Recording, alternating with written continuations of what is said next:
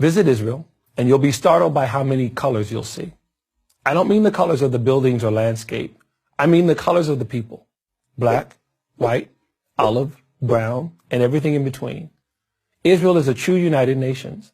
That's because Israel is a nation of refugees from everywhere. And more than half of them are from, are you ready? Arab countries. Over 850,000 Jews were expelled or fled from the Middle East and North Africa following the Arab countries' attack on Israel when it gained its independence in 1948. For over 2,000 years, these Jews had lived in the Arab countries of Morocco, Algeria, Tunisia, Libya, Egypt, Yemen, Syria, Lebanon, and Iraq, and in the Muslim but non-Arab countries such as Turkey and Iran. Today, they form over half of Israel's Jewish population.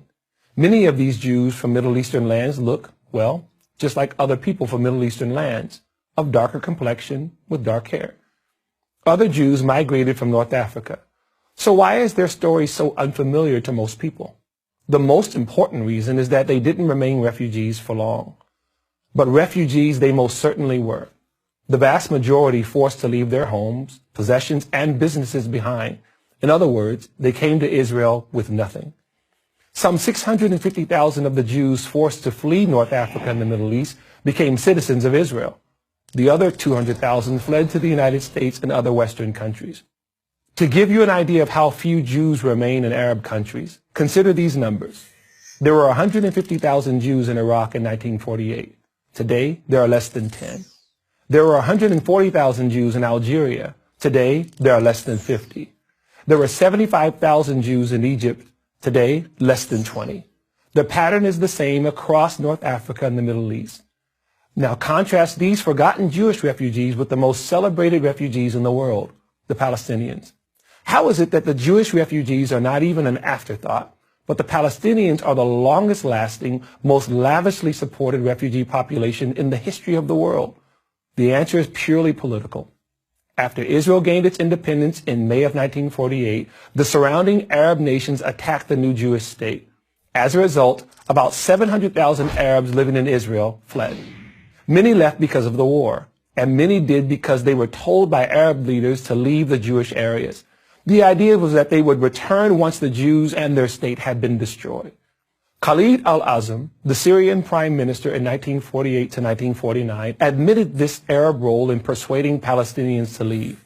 In his memoirs, he wrote, "Since 1948, we have been demanding the return of the refugees to their homes, but we ourselves are the ones who encouraged them to leave." That's how the Arab, later renamed Palestinian refugee crisis was created.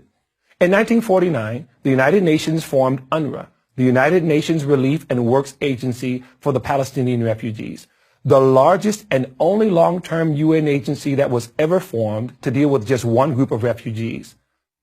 70 years later, it still exists and still calls the Palestinians and their children and their grandchildren refugees. It has an annual budget of over $1 billion, funded mostly by the U.S. and the European Union. How much did the Jewish refugees who were expelled from the Middle East and North Africa receive from the UN? How much did Israel receive to help toward their resettlement?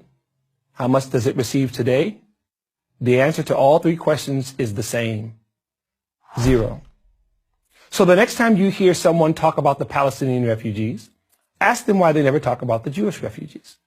And the next time you hear people talk about Israel being settled by Europeans, ask them if they've ever seen an actual picture of Israelis in color. I'm Dumisani Washington of Christians United for Israel for Prager University.